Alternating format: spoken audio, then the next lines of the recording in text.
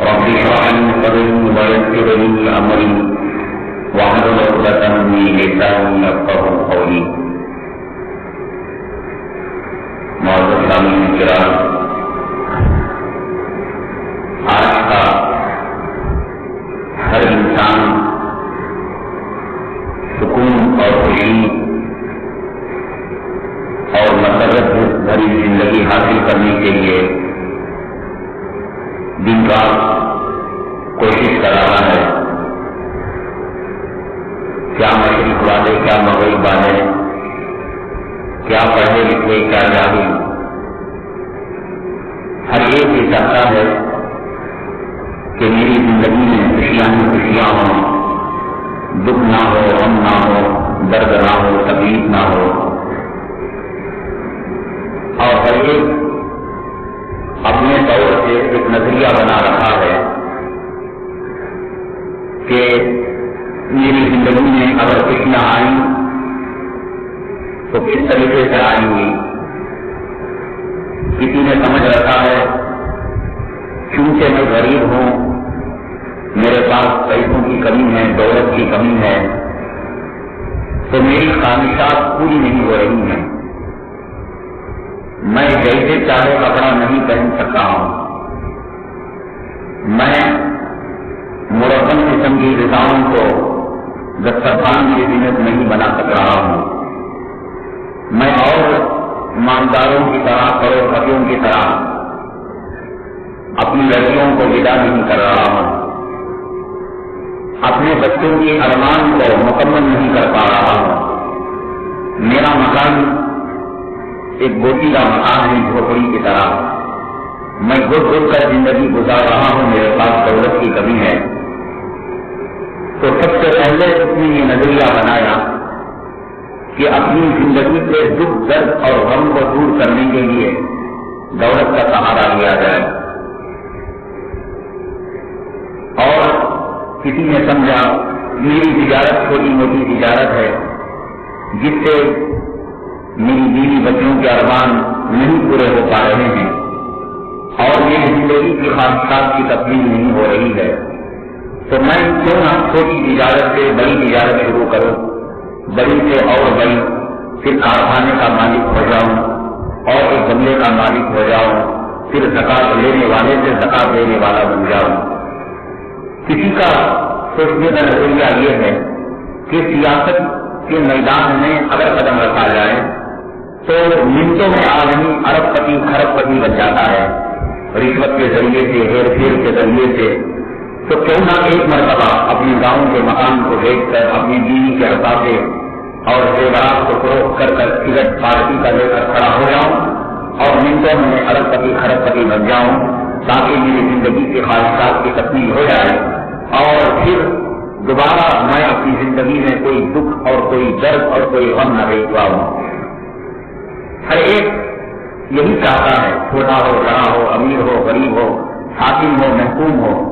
کوئی یہ نہیں کہتا کہ میں اپنی زندگی کو دکھ کے ساتھ، درد کے ساتھ گزارنا چاہتا ہوں. لیکن انہوں نے جو طریقے اپنا رکھے ہیں، وہ مشرق والے ہوں، مغرب والے ہوں، ہندوستان والے ہوں، یورپ والے ہوں، امریکہ والے ہوں، یہ طریقے سراسر غیر فطری اور غیر اسلامی طریقے ہیں، جس کے نتیجے میں یہ ہوگا کہ یورپی اور امریکی ممالک آج دنیا میں مادی اعتبار سے دنیا کا سب سے زیادہ ترقی یافتہ ملک کہلاتا ہے. آج اگر کوئی آدمی امریکہ کی کسی ترقی کا نام سنتا ہے کہ واچ کے اندر ٹی وی آ گئی، موبائل فون آ گیا، سگریٹ میں پناہ آ گیا، ریڈر میں پناہ آ گیا، تو منہ سے پانی نکلنے لگتا ہے ہم اتنے بدنصیب ملک میں ہیں. اب ہمارے ملک میں وہ ترقی آئے گی تو 500 سال بعد آئے گی، 100 سال بعد آئے گی.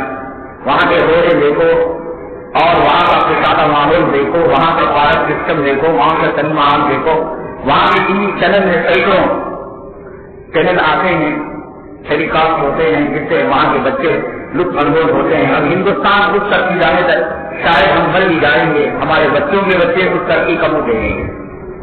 لیکن یقین مانیے جو مسلمان اسلامی نقطۂ نظر کا حامل ہے، یعنی صرف مسلمان ہونا کافی نہیں، امریکی گوری کبیروں کا دل دادا ہو کر جو ہندوستان کو چھوڑ کر امریکہ چلا گیا، یورپ یا رشیا چلا گیا، ڈالر کا بھوکا ہو کر، اس کی بات نہیں۔ جس کے دل میں قرآن کی عظمت ہے، جس نے جناب محمد رسول اللہ صلی اللہ علیہ وسلم کو کسی درجے میں محبت کی ہے، میں یہ نہیں کہہ رہا ہوں کہ مکمل محبت کی ہے، کسی درجے کی محبت کی ہے، آقا عالم صلی اللہ علیہ وسلم کی محبت اس کے دل میں کسی درجے کی موجود ہے، اور اس نے آج دنیا جس سے گن جا رہی ہے، امریکہ کے، رشیا کے، یورپ کے، انگریزی ممالک کے، اللہ کی قسم وہ یہ کہے گا کہ اس سے لاکھ اور کروڑا درجے بہتر ہماری زندگی ہے۔ اولاد کوئی اپنی نہیں، بیوی کوئی خاص نہیں، شوہر کوئی ایک نہیں، ماں باپ کا کوئی عزت نہیں، اکرام نہیں، احترام نہیں، رشتے داری نہیں، اقربا پروری نہیں، خاندان ٹوٹا ہوا ہے۔ ماں کی اعتبار سے دنیا کا سب سے ترقی یافتہ ملک امریکہ جسے کہتے ہیں، سپر پاور ملک کہتے ہیں، ماں کی اعتبار سے ایک نمبر کا ملک ہے ساری دنیا پر، وہ حکومت کرنا چاہتا ہے اور کر رہا ہے اور اس کی بات کر رہی ہے۔ لیکن اس کے باوجود آپ دیکھیں گے دنیا میں سب سے زیادہ خودکشی کے واقعات امریکہ میں ہوتے ہیں۔ جب وہاں ترقی ہے، انسان کی ضروریات جو برسوں میں پوری ہو رہی ہیں کمپیوٹر کے ذریعے سے اور جدید ٹیکنالوجی کے ذریعے سے منٹوں میں پوری ہو رہی ہیں، تو آخر انسان کو کس چیز کی کمی ہے؟ خودکشی کرنے کے دفاتر موجود ہیں، مشورہ دینے کے، جیسے اسٹیٹ ایجنسی کے آج جگہ آفس ہیں اور گاڑیاں بیچنے لینے کے بروکر آفس موجود ہیں، زمین کی دلالیوں کے لوگ موجود ہیں، تو خودکشی کے مشورہ دینے والے دلال موجود ہیں کہ کس طریقے سے تو خودکشی کرے گا، اور اس کا معاوضہ لیا جاتا ہے، فیس لی جاتی ہے، ایڈوانس لیا جاتا ہے۔ کیا وجہ ہے؟ یہ سب کچھ تو وہ انسان کے لیے کر رہے ہیں۔ یہ واقعہ انہوں نے کس لیے بنایا؟ انسان کی سہولت کے لیے۔ یہ لیٹسٹ ٹیکنالوجی انہوں نے کس لیے بنائی؟ انسان کے لیے۔ یہ کمپیوٹر کس لیے ایجاد کیا انہوں نے؟ انسان کے لیے۔ میڈیکل لائن میں ترقی کس لیے کی؟ انسان کے لیے۔ انسان مرنا کیوں چاہتا ہے؟ کیا چیز ہے وہاں؟ وہی آسمان ہے، وہی زمین ہے، وہی چاند، وہی ستارے، وہی نظام، سب کچھ تو ہے، لیکن ایک چیز ہے جس پر انسان کی تہذیب و تمدن کی بنیاد ہے اور انسانیت کی عمارت جس بنیاد پر قائم ہے، بدقسمتی کی بات یہ ہے کہ ان ترقی یافتہ ممالک میں وہی بنیاد وہاں پر موجود نہیں ہے۔ انسان کی تہذیب اور تمدن اور انسانیت کی عمارت کی بنیاد نہ وہ دولت ہے، نہ سیاست ہے، نہ حکومت ہے، نہ جدید ٹیکنالوجی ہے، نہ یہ کہ ماں کی ترقی ہے۔ اگر ہوتا تو امریکہ کا کوئی آدمی خودکشی نہ کرتا، جبکہ طے ہے کے بعد کہ دنیا میں سب سے زیادہ جو خودکشی کر کے مرتے ہیں انگریزی ممالک میں مرتے ہیں اور لائن لگائے رکھتے ہیں کہ ہم سب مریں گے، سب مریں گے۔ کیوں مرنا چاہتے ہیں؟ وہ یوگا کے دامن میں امن کی پناہ کیوں لینا چاہتے ہیں؟ کوئی سنیاسی بننا کیوں چاہتا ہے؟ کوئی دنیا کو چھوڑنا کیوں چاہتا ہے؟ آپ امریکہ کے نام سے منہ میں پانی لا رہے ہیں۔ امریکہ کا باشندہ وہاں کی تہذیب و تمدن اور وہاں کی ماڈل سے بیزار آ کر وہ جنگلوں میں جانا کیوں چاہتا ہے؟ وہ یوگا کرنا کیوں چاہتا ہے؟ سنیاس لینا کیوں چاہتا ہے؟ انسانیت کی تہذیب و تمدن اور معاشرت کی جو بنیاد ہے انسان کا آئینی نظام ہے۔ آئینی نظام کا مطلب انسان کی گھریلو زندگی ہے، انسان کی زندگی کا سکون اور انسان کی زندگی کے مسرتوں کا حاصل اس کی گھر کی جنت ہے۔ یہ اگر حاصل ہو کر وہ دیہات میں رہے، وہ بغیر بجلی والے گاؤں میں رہے، بغیر پانی والے علاقے میں رہے، گھر کی عورت اسے جنت کا ماحول دے رہی ہے اور گھر کا ماحول اسے جنت کا سکون دے رہا ہے، تو پھر کسی کو امریکہ کی تلاش نہیں رہے گی، رشیا کی تلاش نہیں رہے گی، یورپ کی تلاش نہیں رہے گی۔ کیا یورپ، کیا امریکہ، کیا رشیا، کیا عرب، کیا ہندوستان اور کیا جو ہے ایشیا، وہ اپنی گھر کی ماحول کو جب جنت کا ماحول پائے گا تو پھر اسے ان تمام ترقیوں سے کوئی واسطہ نہیں رہے گا۔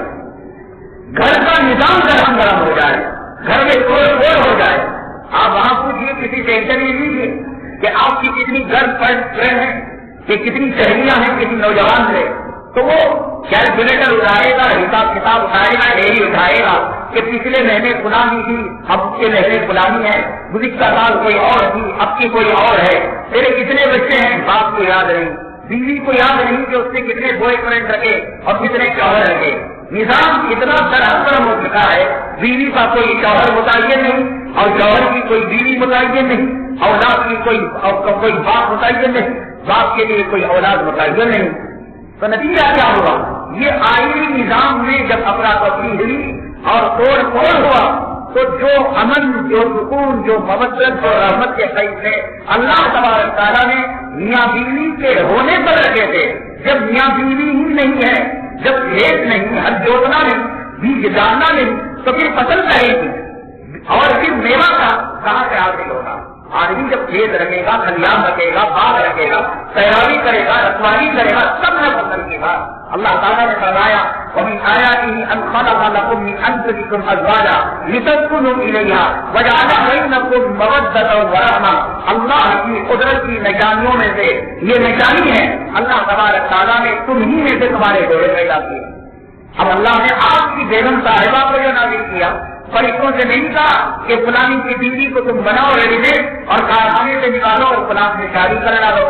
خلقکم من انفسکم ازواجا, تم ہی میں سے تمہاری بیوی کو نکالا. اب تمہاری بیوی دور سے تمہاری کوئی حصے کی بہن نکلے گی, قریب سے نہ کہیں دور سے نکلے گی, کسی کے قریب سے نکل جائے گی. تو کیا کہا لتسکنوا الیہا وجعل بینکم مودۃ ورحمۃ. ہر انسان سکون کا مترائی ہے, ہر آدمی امن چاہتا ہے, ٹینشن نہیں چاہتا. وہ کہتا ہے میرا ٹینشن دور ہو جائے, میرے پریشانی دور ہو جائے, میرا غم دور ہو جائے, میرا دکھ دور ہو جائے, میری پریشانیاں مجھ سے کافر ہو جائے. اللہ نے کہا کہ اس جوڑے کے ذریعے سے لتسکنوا الیہا کہ تم یہاں سے سکون حاصل کر سکتے ہو. اللہ نے یہ نہیں کہا کہ تجارت کر کر تم سکون حاصل کر سکتے ہو, کارخانہ بنا کر تم سکون حاصل کر سکتے ہو. اللہ نے یہ نہیں کہا کہ تم سیاست میں داخلہ لے کر سکون حاصل کر سکتے ہو, ارب پتی کروڑ پتی بن کر تم سکون حاصل کر سکتے ہو. لتسکنوا الیہا, سکون کا صرف ایک دروازہ ہے. آدمی کو پیاس لگے اور بجائے وہ نل کے پاس جانے کے, کنویں کے پاس جانے کے, ندی اور تالاب کے پاس جانے کے, وہ چلا جائے درختوں کے پاس, وہ قیامت تک درخت سے پانی مانگتا رہے, پانی نہیں ملے گا. سکون اللہ نے عورت میں رکھا ہے, میاں بیوی کے جوڑے میں رکھا ہے. خود اللہ نے کہا مرد کو اللہ نے بنایا, عورت کو اللہ نے بنایا, جوڑے بھی اللہ نے بنائے. آج ہم درمیان میں دلالوں کو رکھتے ہیں, مداوتوں کو رکھتے ہیں, چکریں کاٹتے ہیں اور کہتے ہیں اللہ نے ہمارے نبی کا جوڑا ہی نہیں رکھا. ہرگز ایسی کوئی بات نہیں. حضرت آدم علیہ السلام والسلام کی پہلوؤں سے اللہ نے قیامت تک کی ذریت کو جب نکالا, اسی وقت اللہ تبارک تعالیٰ نے جوڑے بھی بنا دیے. یہ انسان کا کھیل ہے, یہ دنیا کا کھیل ہے کہ انسان وہاں جاتا ہے, کھا کر 100 روپے رکھ کر آ جاتا ہے, وہاں گیا 50 روپے رکھ کر آ گیا. جو ہونا تھا جوڑا وہی اسے ملے گا. یہ اللہ کا بنایا ہوا جوڑا ہے. اور خود اللہ نے کہا اس جوڑے میں ہم نے تمہارے لیے سکون رکھا ہے.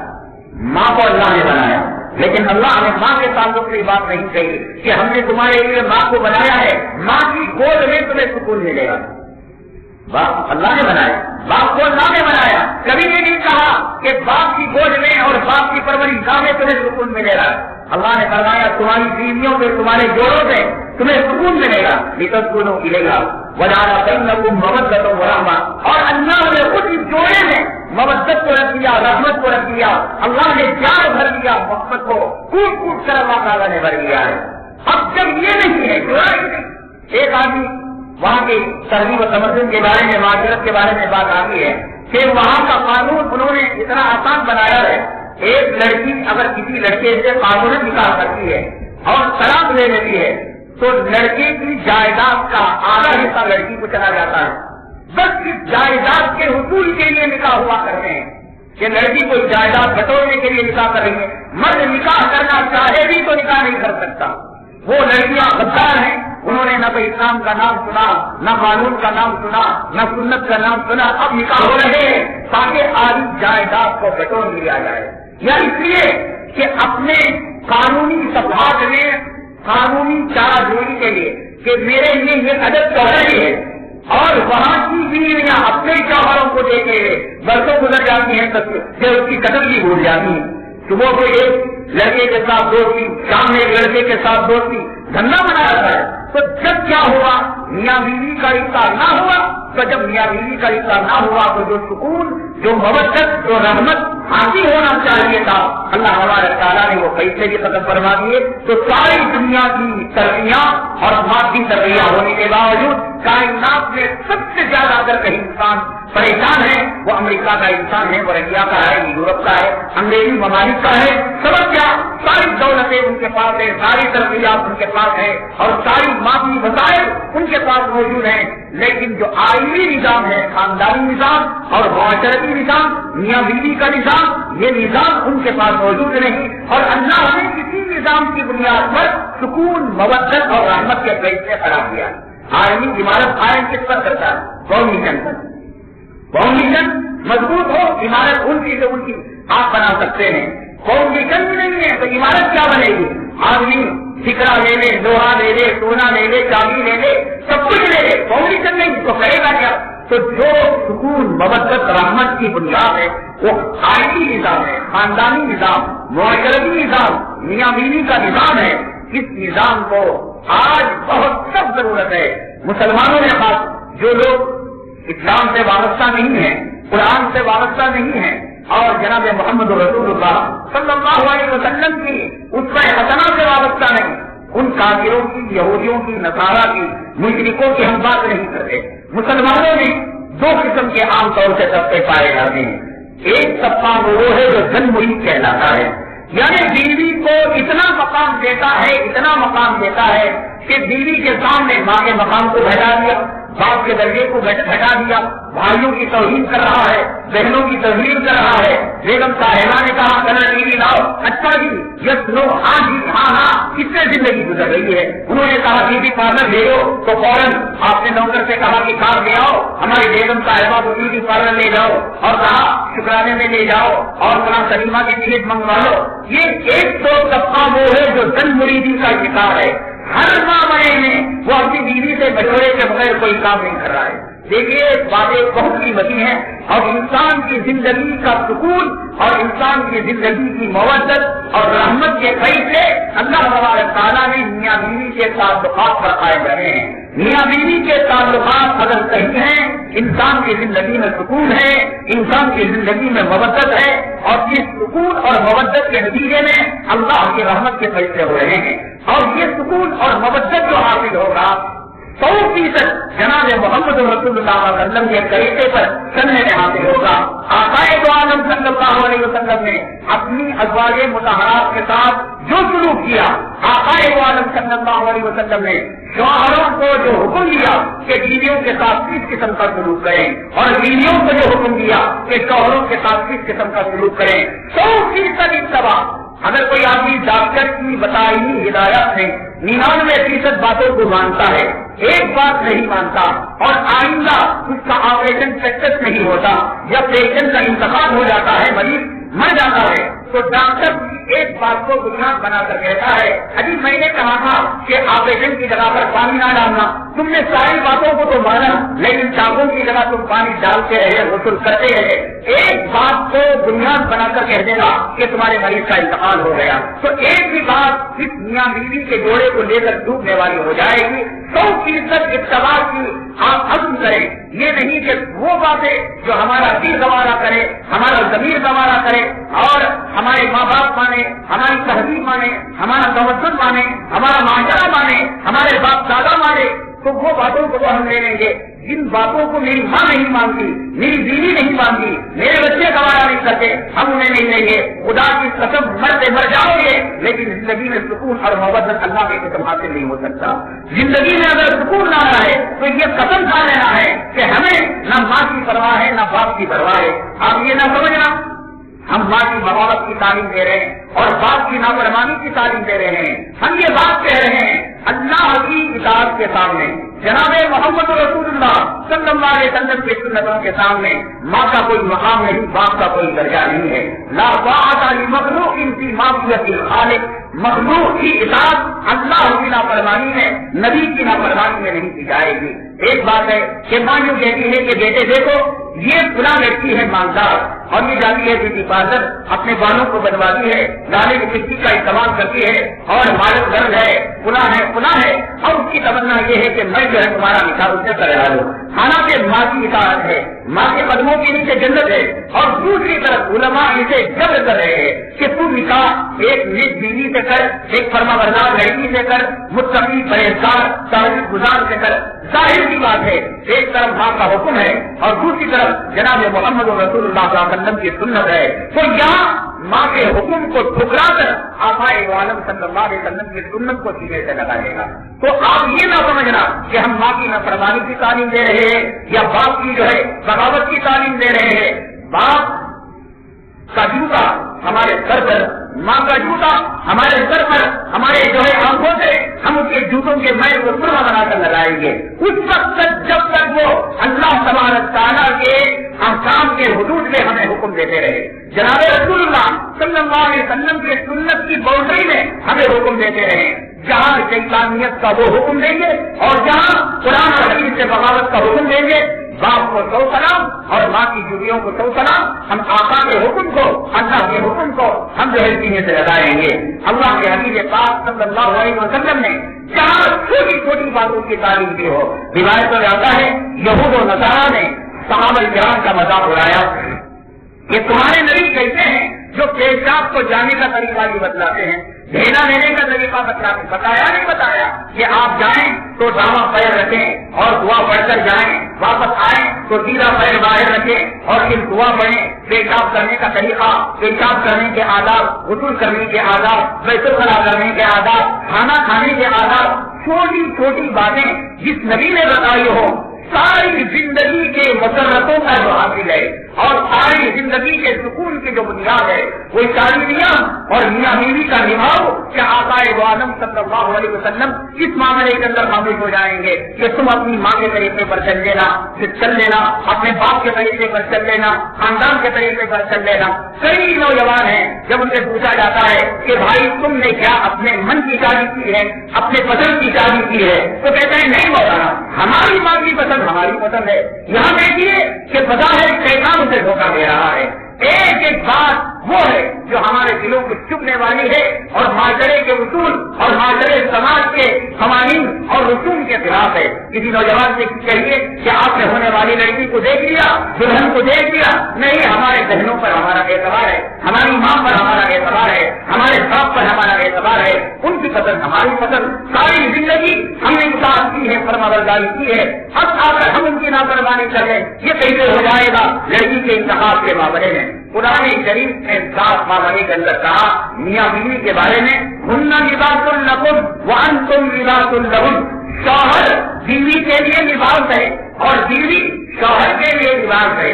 भाई जब आप ईद के लिए जाते हैं कपड़ा टेलर को नाप देने के लिए, तो अपनी अम्मा को जाकर कह देंगे कि माँ साहिबा मेरा नाप आप जो है टेलर को दे देना, या जो है अपनी बहन साहिबा को कहेंगे देखिए शरीयत जहाँ जिन चीजों की इजाजत दे रही है उन चीजों के बारे में आज लोग कहते हैं हम माँ की मानेंगे, बाप की मानेंगे। सारी जिंदगी निभाना आपको है, आपकी माँ को निभाना नहीं है, आपके बाप को निभाना नहीं है, भावों को ननदों को निभाना नहीं है और घर की औरतों को निभाना नहीं है। शादी करना नौजवान को है, दुल्हा को है, शौहर को है। हजरत जनाब रज़ियल्लाहु ताला हो जनाब रसूलुल्लाह सल्लल्लाहु अलैहि वसल्लम के पास हकीम लाए और इरशाद फरमाया या रसूलुल्लाह सल्लल्लाहु अलैहि वसल्लम मैंने शादी करने का इरादा कर लिया है, बल्कि रिवायत में आता है कि मैंने अंसारिया औरत से निकाह कर लिया है। आक़ाए दो आलम सल्लल्लाहु अलैहि वसल्लम ने हज़रत अबू हुरैरा रज़ियल्लाहु ताला से इससे इरशाद फरमाया अबू हुरैरा क्या तुमने उस लड़की को देख लिया? तो हज़रत अबू हुरैरा रज़ियल्लाहु ताला ने इरशाद फरमाया या रसूलुल्लाह सल्लल्लाहु अलैहि वसल्लम मैंने नहीं देखा। आक़ाए दो आलम सल्लल्लाहु अलैहि वसल्लम ने फरमाया तुमको देख लेना चाहिए था, क्योंकि अंसारी औरतों के आंखों में कुछ होता है। यानी अंसारी जो औरतें उस जमाने में हुआ करती थी, या तो टेढ़ापन हुआ करता था उनकी आंखों में, या नहीं तो उनकी आंखें छोटी हुआ करती थी। नबी करीम सल्लल्लाहु अलैहि वसल्लम ने हज़रत अबू हुरैरा रज़ियल्लाहु ताला अन्हु को ताकीद फरमाई, नसीहत फरमाई کہ تمہاری ہونے والی زوجہ کو تمہیں والا ہے، اب تم نکاح کر لو گے تمہاری ماں کی پسند پر، تمہارے باپ کی پسند پر. یہاں دیکھیے ہم نہیں کہہ رہے ہیں کہ ماں کی پسند کو ٹکرا دیا جائے، باپ کی پسند کو ٹکرا دیا جائے. شریعت صاف کہتی ہے کہ ہونے والا میاں اپنی بیوی کو دیکھ سکتا ہے اور ہونے والی بیوی اپنے شوہر کو دیکھ سکتی ہے. وہ کیوں؟ اس وجہ سے کہ آئندہ اگر کوئی شوہر یہ نہ کہہ سکے کہ مجھے یہ میری بیوی پسند نہیں، میری اماں میری پسند کے بغیر کر لے آئی اس بیوی کو، اس وجہ سے میں گھٹن کی زندگی گزار رہا ہوں. یہ لفظ زندگی میں تمہارا نہ کہنا. شادی جو کی جاتی ہے وہ سکون کے لیے، موثر کے لیے، محبت کے لیے اور اطمینان کے لیے. اب اگر ماں پسند کر کے لائی، بیٹا یوں کہہ رہا ہے کہ میری پسند نہیں تھی، میری اماں نے زبردستی نکاح کر ڈالا، میرے بھائی بہنوں نے کر ڈالا، جہیز کے لالچ میں کر ڈالا، خاندان کے لالچ میں کر ڈالا. یہ بات نہیں کہنا. زندگی میں امن ہو، سکون ہو. تجھے جو لڑکی پسند آ جائے، لڑکی کو جو لڑکا پسند آ جائے، خاندان والوں نے رضامندی ظاہر کری. صاف فرمایا سیدنا کہ کیوں کہہ رہا ہوں میں؟ اس وجہ سے کہ آج ایک عام ماحول ہے کہ نہیں ماں کی پسند بیٹی کی پسند ہے، لڑکی کے باپ کی پسند ہے لڑکی کی پسند ہے. جہاں لڑکی کو پیدا کرنا چاہیے، کالج کو بھیجتے ہوئے کبھی یہ نہیں سوچا کہ کالج کے آوارہ عمدہ کتے میری لڑکی کو زنا کی نظر سے بھیجیں گے. ہونے والا دلہا شریعت نے اجازت دی. اب کو آقا عالم صلی اللہ علیہ وسلم نے اجازت پر فرمائی. وہاں تو کہتا ہے ارے بھائی شرم کی بات یہ علماء کو سمجھ میں نہیں آتا کہ لڑکی کو بے پردہ لڑکے کو دکھانے کا حکم دے رہے ہیں. آقا کے کہنے کا مقصد یہ ہے لڑکا دیکھ لے گا، اطمینان کرے گا تو پھر وہ بات اس کی زبان سے نہیں نکلے گی. بھائی مجبوری کی شادی تھی، میں نے قاضی کے سامنے اپنی ماں کی لاج رکھتے ہوئے، بڑے بھائی کی لاج رکھتے ہوئے، چچا اور دادا کی لاج رکھتے ہوئے میں نے قبول کیا کہہ دیا. یہ بات نہ ہے. تجھے زندگی گزارنا ہے، تیری زندگی کا عمل، تیری زندگی کا سکون، تیری زندگی کا چین ان تعلقات پر منحصر ہے. تو اس وجہ سے یہاں اجازت دے دی کہ یہاں تو دیکھ سکتا ہے. اب ہم یہاں یہ کہتے ہیں کہ جو ہے یہ دکھانا حرام ہے، ناجائز ہے. جب ہمارے عالم صلی اللہ علیہ وسلم نے حضرت ابو ہریرہ رضی اللہ تعالیٰ عنہ کو حکم دے دیا، ہمارے عالم صلی اللہ علیہ وسلم کے حکم کے بعد اب امتی کا کوئی فیصلہ باقی نہیں رہ جاتا. کسی قاضی کی کوئی فتاوت اور کوئی مفتی کا کوئی فتویٰ اب باقی نہیں رہ جاتا. نبی کریم صلی اللہ علیہ وسلم نے صاف ارشاد فرمایا کہ تم اپنی اولاد کی حسن تربیت کے لیے اپنی بیویوں کا صحیح انتخاب کرو. آپ صلی اللہ علیہ وسلم نے صاف ارشاد فرمایا اولاد تو بعد میں ہو رہی ہے، کوئی 1 سال بعد، کوئی 2 سال بعد، کوئی 5 سال بعد پیدا کر رہا ہے. آقا نے فرمایا اس اولاد کی حسن تربیت کے لیے جس خاندان سے تم نکاح کر کے لا رہے ہو کہ اگر بچہ اگر یوں کہے کہ میری خالہ ہے، یہ میری آنٹی ہے، میرا انکل ہے، یہ چچا ہے، یہ چاچی ہے، فخریہ طور پر کہے، وہ سینہ تان کر کہے، سر کے بارے اپنے سر کو جھکاتے ہوئے یہ میرے چور چچا صاحب ہیں، یہ میرے ڈاکو ماما صاحب ہے. خاندان کو دے کر، عزت کو دے کر یہ آقا نے فرمایا. تمہارے بچوں کی پرورش آج لوگ یہ سمجھتے ہیں کہ شادی انسان کی جن کی خواہش کی تکمیل کا نام ہے کہ جو زنا کر سکتا تھا، جو مر جا سکتا تھا وہ خواہش اپنی بیوی کے ذریعے پورا کر دیا. نہیں، شادی اولاد کے حسن تربیت کا نام ہے. اس وجہ سے آقا عالم صلی اللہ علیہ وسلم نے صاف ارشاد فرمایا اپنے بچوں کے خالہ کا انتخاب تم کیسے کر رہے ہو، نانی کا انتخاب کیسے کر رہے ہو، ماموں کا انتخاب کیسے کر رہے ہو، اور پھر جو ہے رشتے داروں کا انتخاب کیسے کر رہے ہو، ماں کا انتخاب کیسے کر رہے ہو. ان تمام چیزوں کو بنیاد بنا کر ذہن میں مد نظر رکھ کر جو لڑکی کا دیدار حرام تھا. آپ اگر سڑک میں جا رہے ہیں، عرس میں جا رہے ہیں، قوالی میں جا رہے ہیں، سلیما جا رہے ہیں، پریپارت میں جا رہے ہیں تو کوئی یہ سمجھ کر نوجوان کہ میں اپنے ہونے والی دلہن کو دیکھ رہا ہوں سڑک میں، حرام ہے. آقا عالم صلی اللہ علیہ وسلم نے فرمایا کل للمؤمنین یغضوا من ابصارهم، اے مومنو اپنی نگاہوں کو مست رکھو.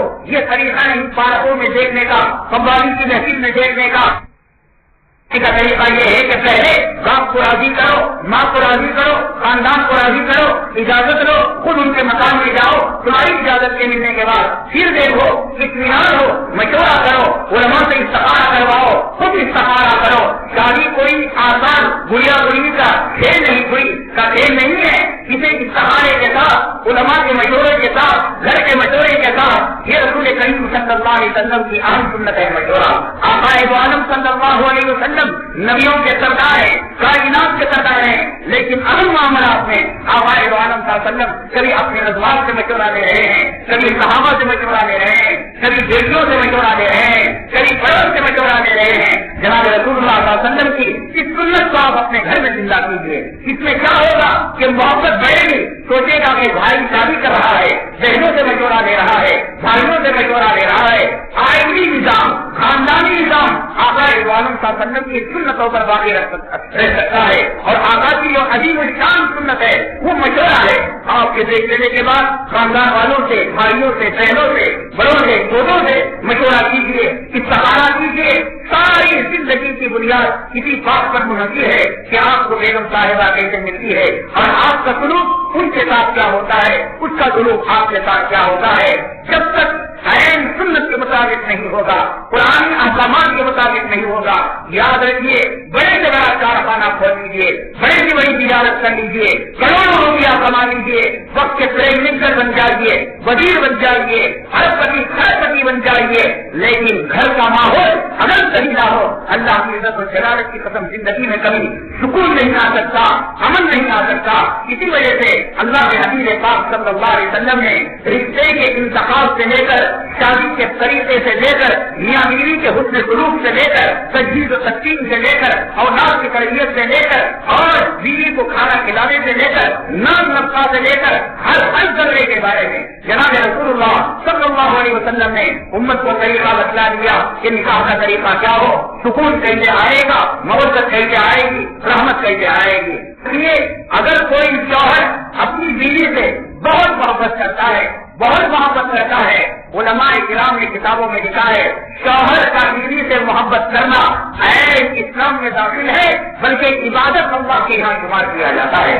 حضرت حامی رحمۃ اللہ علیہ کو ایک مریض نے خط لکھا.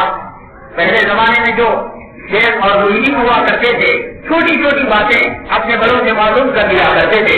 حضرت حامی رحمۃ اللہ علیہ کو لکھا کہ حضرت میری بیوی سے بہت زیادہ مجھ سے محبت ہو گئی ہے، حتیٰ کہ مسجد میں جاتا ہوں تو خیال آ جاتا ہے، لیکن جب نماز پڑھتا ہوں تو دھیان نماز کی طرف چلا جاتا ہے، نماز سے فارغ ہوتا ہوں تو پھر دھیان بیوی کی طرف چلا جاتا ہے. تو یہ اس کا علاج کیا ہے؟ میں یہ سمجھتا ہوں کہ میرے دل میں اللہ کی محبت کم ہو کر بیوی کی محبت زیادہ آ گئی ہے. حضرت حامی رحمۃ اللہ علیہ نے لکھا ہے شوہر کا بیوی سے محبت کرنا اور بیوی کا شوہر سے محبت کرنا جس طریقے سے نفلی روزہ رکھنا عبادت ہے، تلاوت کرنا عبادت ہے، ذکر کرنا عبادت ہے، صدقہ کرنا عبادت ہے، سخاوت کرنا عبادت ہے، میاں بیوی کا آپس میں محبت کرنا بھی عین عبادت ہے. اس وقت تک جب تک کہ اللہ کے حدود میں، اللہ کے فرائض میں کوئی کوتاہی نہ آئے رہی. مثال کے طور پر کوئی بیوی کی محبت میں اتنا ماہر ہو گیا کہ فجر کی نماز کو چھوڑ کر بیوی کے پہلو میں سو رہا ہے تو یہ محبت تباہ کرنے والی ہے. لا تلہکم اموالکم ولا اولادکم عن ذکر اللہ، تمہارے بچے، تمہارا مال اللہ کے ذکر سے تمہیں غافل نہ کر دے. غافل ہونے سے پہلے تک شوہر کا بے پناہ محبت کرنا، بے پناہ محبت کرنا عین عبادت ہے.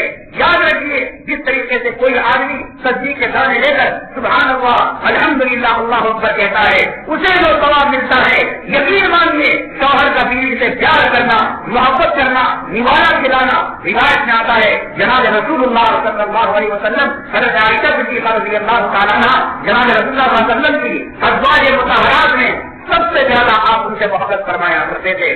تو یہ محبت غیر اختیاری تھی، یعنی آپ ناانصافی نہیں کیا کرتے تھے کہ کسی کے ساتھ بخ کا معاملہ، حسد کا معاملہ اور نیچی نگاہ کا معاملہ، حضرت عائشہ سے ان کی محبت کا معاملہ غیر اختیاری طور پر. ایک آدمی کے 4 بچے ہیں، ان 4 بچوں میں ایک بچہ قرآن پڑھنے والا ہے، ایک بچہ نماز پڑھنے والا ہے، تو باپ فطری طور پر غیر اختیاری طور پر اس نمازی بچے سے محبت کرے گا. ایک بچہ کمانے والا ہے تو ایک دنیا دار انسان غیر ارادی طور پر کمانے والے بچے سے محبت کرے گا. دل چاہے نہ چاہے، دل مانے نہ مانے، لیکن قدرتی طور پر اس طرف دل چلا جائے گا. اسی طریقے سے جناب رسول اللہ صلی اللہ علیہ وسلم حضرت عائشہ صدیقہ رضی اللہ تعالیٰ عنہا سے غیر ارادی طور پر زیادہ محبت کیا کرتے تھے، ورنہ تمام ازواج کو ایک نگاہ سے دیکھا کرتے تھے. روایت میں آتا ہے حضرت عائشہ صدیقہ رضی اللہ تعالیٰ عنہا جب پیالے میں پانی پیا کرتی تھی تو پیالے کے جس حصے میں حضرت عائشہ صدیقہ رضی اللہ تعالیٰ عنہا اپنے لبوں کو، ہونٹوں کو لگایا کرتی تھی، نبی کریم صلی اللہ علیہ وسلم پیالے کو چھین کر اسی حصے میں ہوش لگا کر پانی پیا کرتے تھے. کیوں؟ یہ کہ آقا عالم صلی اللہ علیہ وسلم کو دوسرے کام نہیں تھے.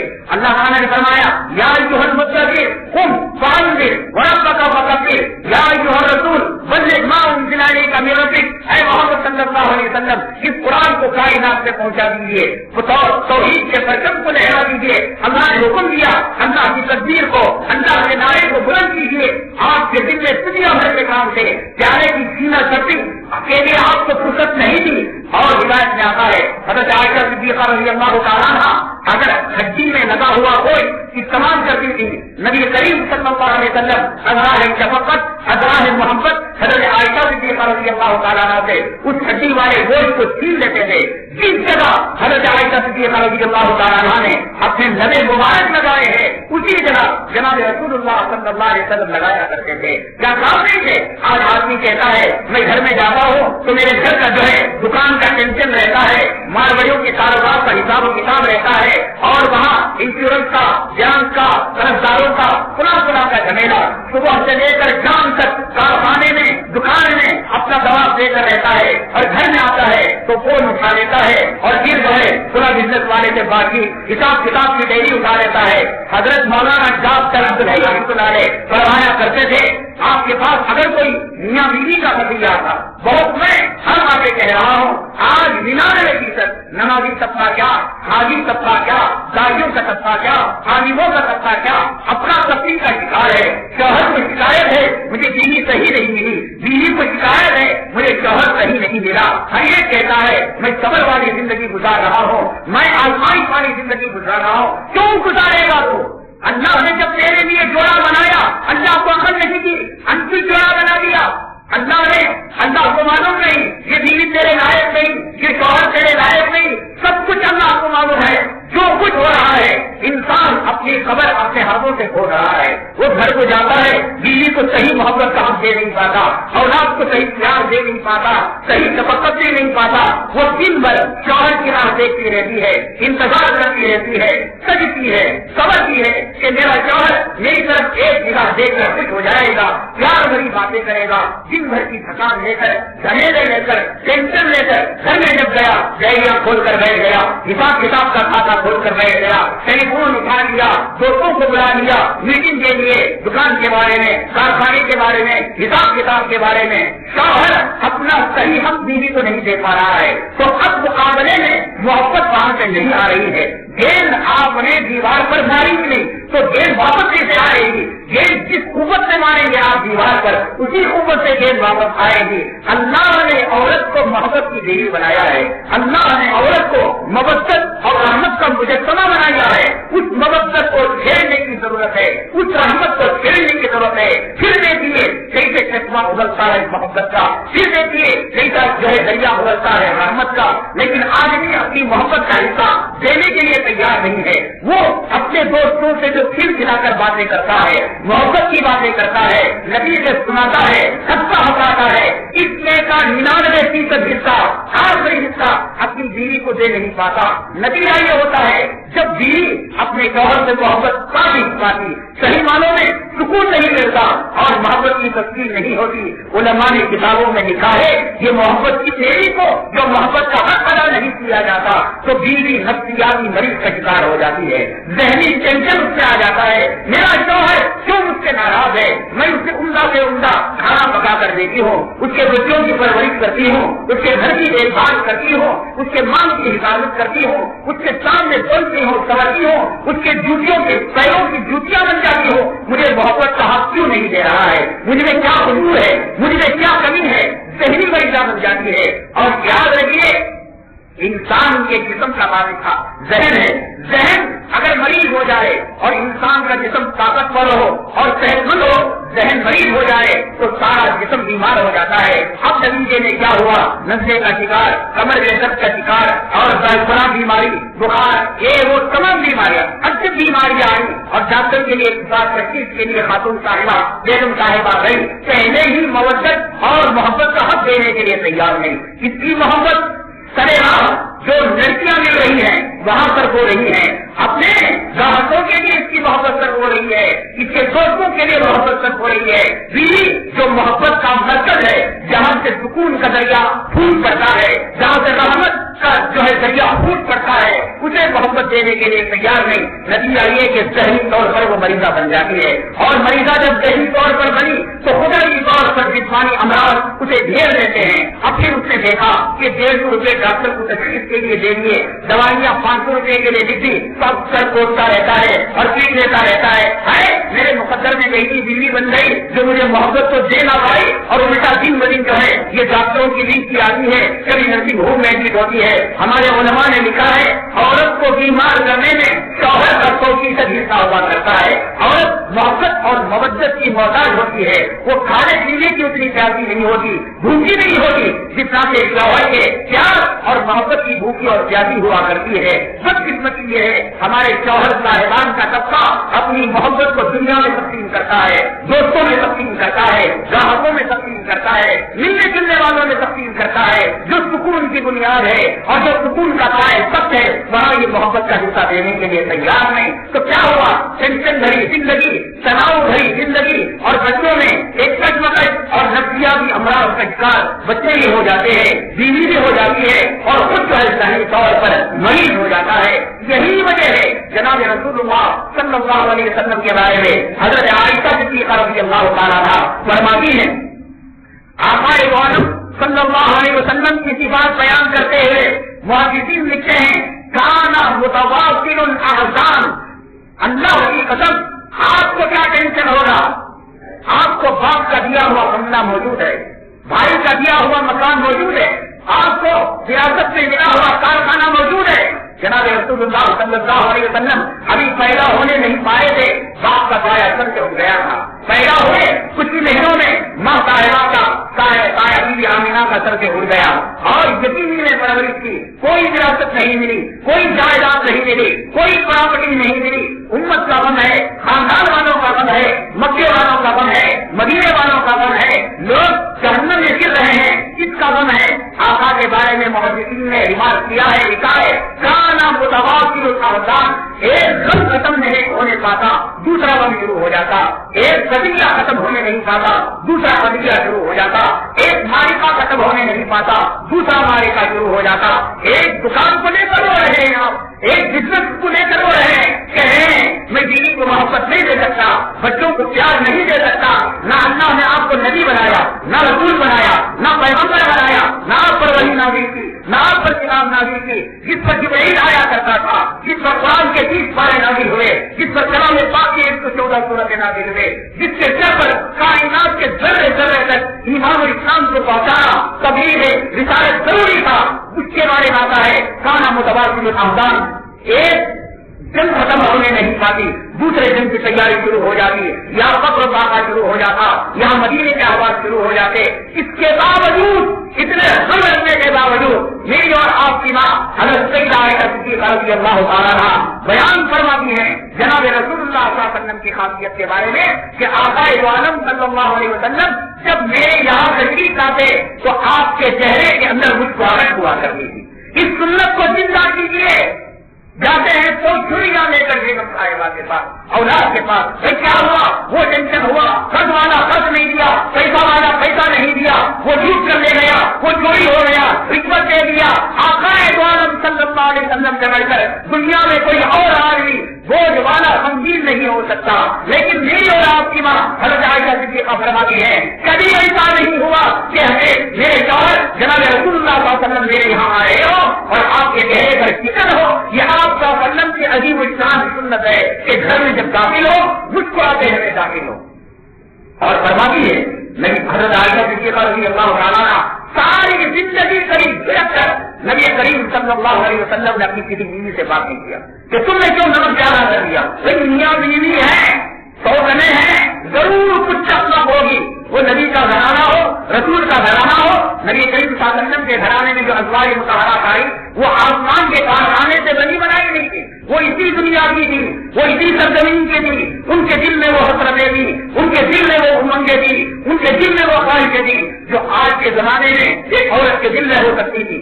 لیکن اس کے باوجود حضرت عائشہ صدیقہ رضی اللہ تعالیٰ بیان فرماتی ہے کہ نبی کریم صلی اللہ علیہ وسلم کبھی کسی زوجہ کے ساتھ جھڑک کر بات نہیں کی کہ یہ کپڑے تم نے کیوں ایسا کر دیے، گھر کا ہوا دیا.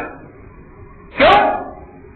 آقائے عالم صلی اللہ علیہ وسلم دنیا والوں کو یہ بتلانا چاہتے ہیں کہ دنیا کے سکون اور دنیا کی مودت اور دنیا کی رحمت کی جو بنیاد اور اساس ہے وہ گھریلو زندگی ہے. آپ اپنے گھر کا سکون برباد کر کر ساری دنیا کے درگاہوں کا چکر کاٹے, کعبے کا طواف کرے, روزے کے پاس جائے, حرم جائے اور مسجد نبوی جائے. جو سکون آپ کو اپنے بیگم صاحبہ کے پاس ملے گا حرم پاک میں بھی نہیں ملے گا, روزے کے پاس بھی نہیں ملے گا اور کسی عجیب طریقے کسی درگاہ شریف میں نہیں ملے گا. کیوں؟ اللہ نے کہا لتسکنوا الیہا, تو کسی اور کے قرض کی وجہ سے, کسی اور کے ٹینشن کی وجہ سے, کسی اور کے ظلم زیادتی کی وجہ سے آپ کیوں اپنا غصہ اپنی بیگم صاحبہ پر اتار رہے ہیں؟ اپنا غصہ کیوں یہاں اتار رہے ہیں؟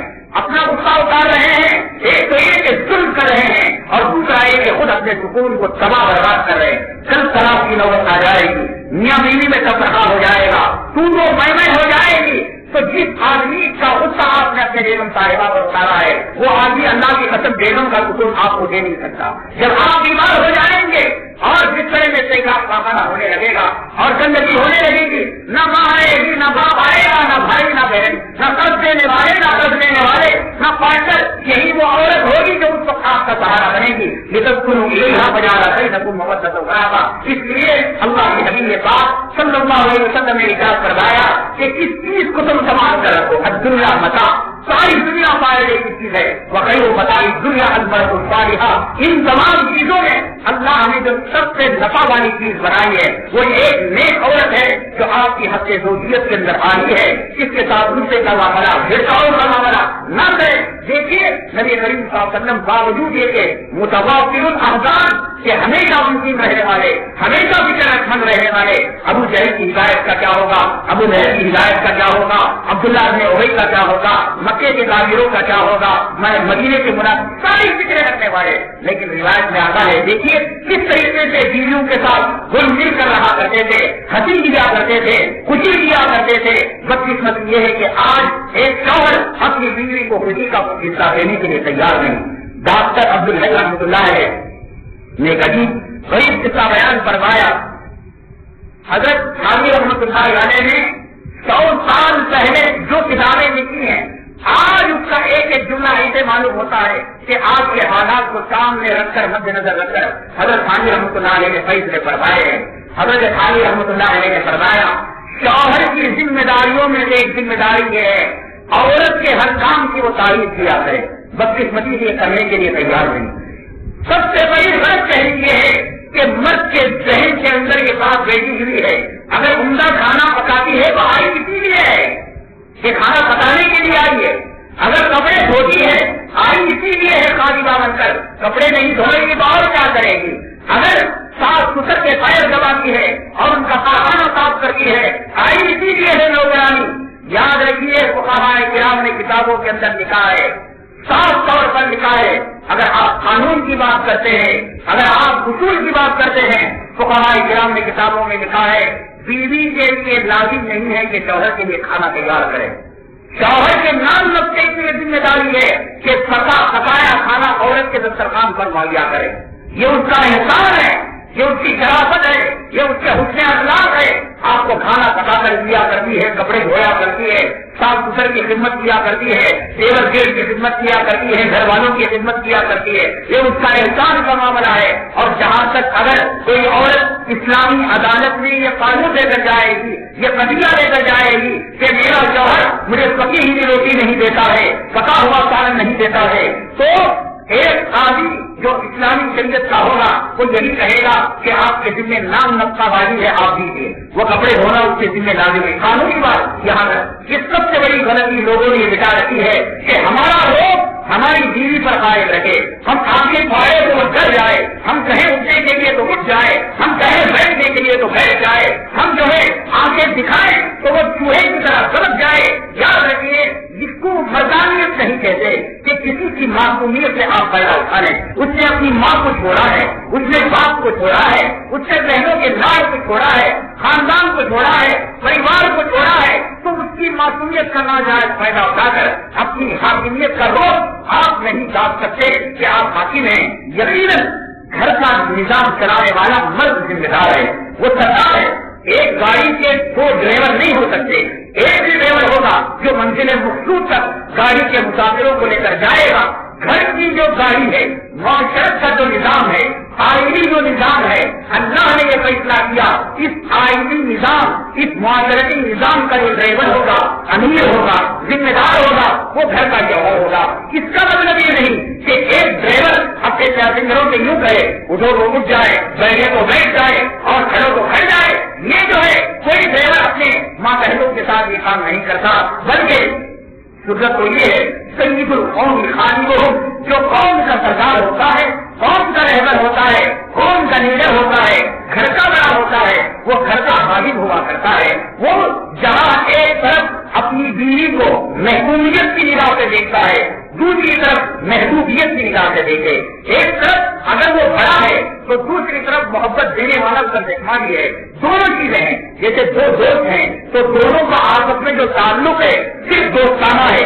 دو دوست آپس میں یہ نہیں کرتے میں حاکم ہوں وہ محکوم ہے، میں بڑا ہوں وہ چھوٹا ہے، میں امیر ہوں وہ غریب ہے، میں جو ہے لکھپتی ہوں وہ فقیر ہے. جہاں دو دوستوں کی بات آ جائے گی دوستی ٹوٹ جائے گی. میاں بیوی میں آپسی جو تعلقات ہیں جہاں بڑے چھوٹا کا لحاظ رکھا گیا وہی محبت کا بھی لحاظ رکھا گیا ہے. اس میں اگر کوئی اپنے آپ کو یہ سمجھتا ہے میں بڑا ہوں، میں حکم جتاؤں گا، میں اسے حکم دوں گا، تو پھر زندگی کی گاڑی چین سے، سکون سے، محبت سے آگے نہیں بڑھ سکتی.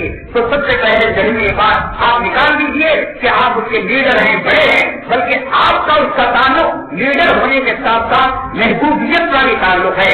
جناب رسول اللہ صلی اللہ علیہ وسلم کے سامنے ایک صحابی کی شکایت کی گئی کہ اے اللہ کے حبیب پاک کا وسلم، یہ صحابی نے اپنی بیوی کو پیٹا ہے، مار دیا ہے. نبی کریم صلی اللہ علیہ وسلم نے فرمایا شرم آنی چاہیے تمہیں، شرم سے ڈوب مرو. تم تو دن میں مارتے ہو اور رات میں محبت کا تعلق سے قائم کرتے ہو، تو تم حاکم ہونے کے ناطے مار تو رہے ہو تو پھر محبت کا ناطہ کیوں جوڑ رہے ہو؟ تو جہاں تمہارا حاکمیت کا رشتہ ہے بیوی کے ساتھ، محبوبیت کا بھی رشتہ ہے. جس طریقے سے دو دوست آپس میں خفا نہیں ہوتے، ایک دوسرے کو بڑا چھوٹا نہیں سمجھتے، غریب فقیر اور امیر محکوم نہیں سمجھتے، اسی طریقے سے میاں بیوی کے اندر جب تک یہ تحریت نہیں ہوگی کہ ہم ایک زندگی کے، ایک گاڑی کے دو پنجے ہیں، ہمیں مل جل کر اپنی زندگی کو آگے تک لے کر جانا ہے، تو لہٰذا اس لے جانے میں ایک دوست دوسرے دوست کی جو رعایت کر سکتا ہے، شوہر کو بیوی کی مکمل رعایت کرنی چاہیے، اس کی فطرت کا لحاظ کرنا چاہیے، اس کی خواہشات کو تسلیم پہنچانا چاہیے. حضرت خامی رحمۃ اللہ علیہ نے لکھا ہے عورت کے مزاج میں یہ بات ہے، عورت کوئی کام کرتی ہے، مثلاً اس نے آپ کا کپڑا دھو دیا اور استری کر آپ کو دیا، تو ایک محبت بڑی نگاہ سے شوہر کی طرف نگاہ ہو جاتی ہے کہ چاہے شوہر میرے کپڑا دھونے کی تعریف کرے گا، استری کرنے کی تعریف کرے گا. اب وہ جہاں یہ سمجھتا ہے کہ وہ نوکرانی ہے تو پھر تعریف کیوں کرے گا؟ بھائی آپ کے گھر میں کوئی خادمہ آئے، نوکرانی آئے اور پیسوں میں کام کرے تو پھر گھر کا انسان نوکرانی کی کیوں تعریف کرے گا؟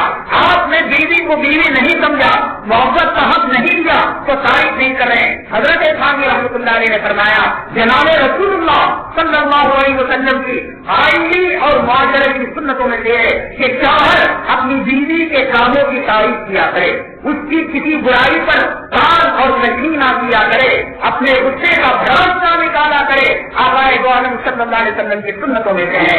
کھانا اس نے پکایا ہے، فرمایا کہ اگر کھانے میں کوئی عیب بھی ہو گیا، علماء کرام نے کتابوں کے اندر ایک بڑا عجیب واقعہ لکھا ہے، بہت چھوٹی چھوٹی باتیں ہیں، میں آپ کے سامنے تقریر نہیں کر رہا ہوں. اللہ کی قسم میرے دل کی تمنا یہ ہر گھر کے اندر میاں بیوی کا جھگڑا دور ہو جائے، محبت قائم ہو جائے، الفت قائم ہو جائے. یہ زندگی کی اساس ہے، یہ زندگی کی بنیاد ہے. آقا عالم صلی اللہ علیہ وسلم کی سنتوں کی روشنی میں اگر ہم بیوی کو بیوی سمجھیں گے، محبوبہ سمجھیں گے اور اپنے شریک حیات سمجھیں گے تو پھر سارے جھگڑے اپنے آپ قابل ہو جائیں گے، اپنے آپ ختم ہو جائیں گے. ہم نے بیوی کو اپنی خادمہ سمجھ لیا ہے، نوکرانی سمجھ لیا ہے، کام والی سمجھ لیا ہے. حضرت خامی رحمۃ اللہ نے فرمایا کہ کھانا اس نے بنایا ہے، اچھا کھانا بنایا، خوب تعریف کیجیے کہ بیگم صاحبہ اللہ آپ کو جزائے خیر دے، اللہ آپ کے باپ کی مغفرت کروائے، اللہ تمہارے درجات کو بلند کرے، تم نے اچھا کھانا بنایا ہے. حضرت خامی رحمۃ اللہ نے فرمایا آقا کی سنتوں میں سے ہے کہ شوہر اپنی بیوی کے کھانے کی تعریف کرے، گھر کا نظام اچھا کر دیے، جھاڑو اچھا دے دیا، مہمانوں کو خوش کر دیا تو اس کی تعریف کرنا چاہیے. علماء کرام نے کتابوں میں لکھا ہے ایک مرتبہ ایک بیگم صاحبہ نے اپنے شوہر کے لیے اور گھر والوں کے لیے کھانا بنایا تھا. اتفاق کی بات یہ ہے کہ نمک اس کے اندر بہت زیادہ ہو گیا تھا. تو جو ہی اس نے نوالا اٹھایا تو اس کا غیر مطلب بھڑک گیا. دیکھیے آدمی کہتا ہے میں نے غصے میں آ کر پورا کام کر دیا. تو نے کیوں تھپڑ مار دیا معصوم عورت کو؟ غصے میں آ کر کھاتے سے باہر ہو کر میں نے کہا کہ دنیا کا سب سے عقل مند جو ہے وہ غصہ ہی ہے کہ آدمی غصے ہی میں سب سے زیادہ عقل مند ہوتا ہے. کیوں؟ اگر غصہ بے وقوف ہوتا تو تھانے دار کو تھپڑ مارتا, امام کو تھپڑ مارتا. امام تم ہماری بیوی کو رنڈی کہہ رہے ہو, ہم تمہیں مارنے آ جائیں گے. کیونکہ وہ سمجھتا ہے کہ اس نے ماں کو چھوڑ دیا, خاندان کو چھوڑ دیا, باپ کو چھوڑ دیا, میرے گھر میں قید ہو گئی, میری روٹی کے ٹکڑوں پر برتن رہی ہے, جہاں نمک زیادہ ہوا بھکاری اٹھایا پھینک دیا, اور جہاں جو ہے کچھ فرق ہوا تو فوراً کانم اس کے منہ پر پھینک دیا. یہ کوئی بہادری اور بدنامی کی بات نہیں ہے. علماء نے کتابوں میں لکھا ہے اور خود حضرت ثانی رحمۃ اللہ علیہ نے لکھا ہے کہ شوہر نے کیوں ہی مانا کھایا, غیر و غضب بھڑک گیا. جناب رسول اللہ صلی اللہ علیہ وسلم نے ارشاد فرمایا انسان کا جب غصہ بھڑکتا ہے تو شیطان اسے انگلی کرتا ہے کوئی غیر شرعی کام کرنے کے لیے. آقا دو عالم صلی اللہ علیہ وسلم نے فرمایا اگر تمہارا غصہ بھڑک جائے, بے قابو ہو گئے, تمہاری بیوی تمہارے قدرت میں ہے کہ تم سالن منہ پر پھینک سکتے ہو, بیٹ لے کر مار سکتے ہو, جوتا منہ پر پھینک کر مار سکتے ہو, گھر سے دھکے دے کر جو ہے کھڑی دھوپ میں نکال سکتے ہو, سب کچھ تم کر سکتے ہو. آقا دو عالم صلی اللہ علیہ وسلم نے فرمایا میں اللہ کی رضا کے لیے صبر کر لیا کہ اللہ نے مجھے اسے شریک حیات بنا دیا, اللہ نے اس کے ذریعے سے میرے آدھے ایمان کو مکمل کر دیا, اللہ نے اس کے ذریعے سے میری شرمگاہ کی حفاظت فرمائی. آقا نے فرمایا یہ سوچ کر کوئی بیوی کی طرف سے ہونے والی تکلیف پر صبر کرے گا, قیامت کے لیے اللہ تبارک تعالیٰ حشر کے میدان میں اس قابل شوہر کو بلائیں گے اور کہیں گے یہ جنت کی بڑی بڑی آنکھوں والی حوریں ہیں, ان میں سے تم جس سے چاہے نکاح کر لینا. جو دنیا میں تم نے عورت کی ظلم اور زیادتی پر جو تم نے صبر کیا ہے کوئی تعریف نہیں کرتا. جہاں نمک کی جلدی بڑھ گئی طلاق دینے پر آمدہ, جہاں مہمانوں کے ساتھ بدسلوکی ہوئی جوتا اٹھانے کے لیے تیار.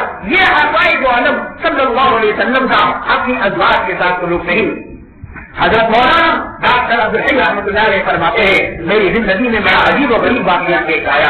چھوٹی چھوٹی چیزیں ہیں, آپ ان سنتوں کو اپنائیے, اللہ کی قسم گھر جنت کا مسکن اور جنت کا نمونہ ہو جائے گا. تجارت بڑے گھٹے, گھر کی عورت صحیح ہے تو آپ کو کوئی فرق نہیں پڑے گا.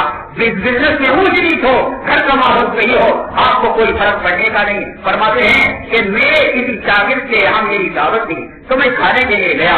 علماء نے کتابوں میں لکھا ہے آپ کسی کے گھر میں کھانے کے لیے جائیں تو گھر والے کے کھانے کی جو ہے تعریف کیا کریں. مہمان سے کہیں بات بھائی آپ نے کتنا عمدہ کھانا بنایا ہے, واقعی مجھے آج دسترخوان میں کہیں روٹی کھانے کا مزہ آ گیا, کہیں گوشت کھانے کا مزہ آ گیا. کم وقت کھلانے والا بھی غدار ہے, کھانے والے بھی غدار ہے.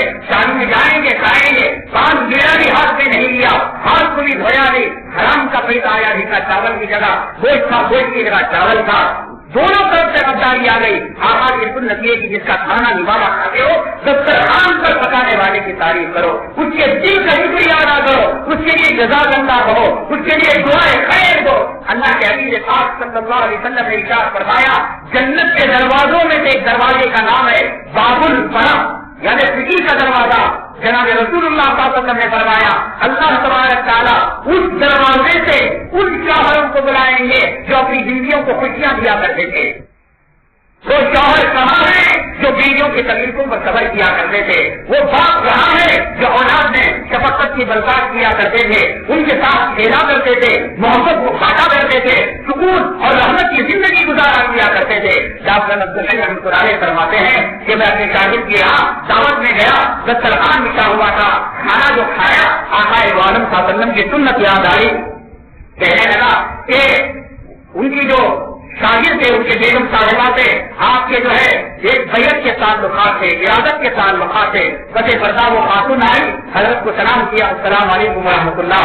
حضرت نے سلام کا جواب دیا اور دینے کے بعد فرمایا کہ باقی بھابھی صاحبہ آپ نے وہ واقعتاً آج ہمیں خوش ہی کر دیا کہ سالن کتنا عمدہ بنایا ہے, چاول کیسا بنایا ہے, روٹی کتنی لذیذ بنائی ہے. حضرت ڈاکٹر عبدالحی رحمۃ اللہ علیہ فرماتے ہیں اس جملے کے بعد اس خاتون کی سسکیاں بند ہو گئی, زارو قطار رونے لگی, زارو قطار رونے لگی.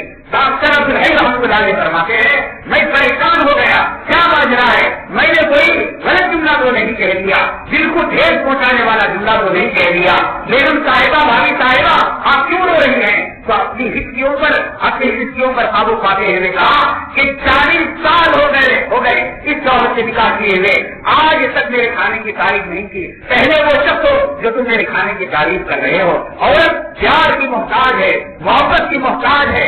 آپ کو سکون چاہیے، دولت میں نہیں ملے گا، کارخانے میں نہیں ملے گا، دکان میں نہیں ملے گا، سیاست میں نہیں ملے گا۔ اللہ نے اسے محبت کی دیوی بنایا، سکون کا ماحول بنایا اور کہا یہ تسکنوا الیہا وجعل بینکم مودۃ ورحمۃ۔ اللہ کی قسم 1 پیسہ رحمت اور مودت اور محبت دے کر کے دیے، 99 درجے آپ سے محبت کرے گی۔ یہ خاندان جھگڑے میاں بیوی کے تفریقے اور شوہر اور عورت کی جو لڑائی اسی وجہ سے ہو رہی ہے۔ شوہر اپنی محبت کا حصہ، واقعی حصہ اپنی بیوی کو نہیں دے پا رہا ہے اور یہ سمجھتا ہے میں مرد ہوں، میں روک ٹاک کر رکھوں، مرغوب کر رکھوں اور اسے میں جو ہے کیئر بن کر گھر میں داخل ہوں۔ یہ آقا دو عالم صلی اللہ علیہ وسلم کی سنت نہیں ہے۔ گھریلو زندگی ہمارے سکون اور ہمارے محبت اور ہماری رحمت زندگی کے اساس و بنیاد ہے۔ اس کے بارے میں چھوٹی چھوٹی وہ معمولی سنتیں ہیں کہ ان سنتوں پر عمل کرنے سے انشاءاللہ ہمارے گھروں کا نظام جو ہے سدھر جائے گا، سکون، مودت اور الفت ہمارے گھروں میں لوٹ آ جائے گی اور تفصیلات انشاءاللہ ہم یہ اگلے دن بیان کیے جائیں گے۔ اللہ تبارک تعالیٰ کی دعا ہے، اللہ تبارک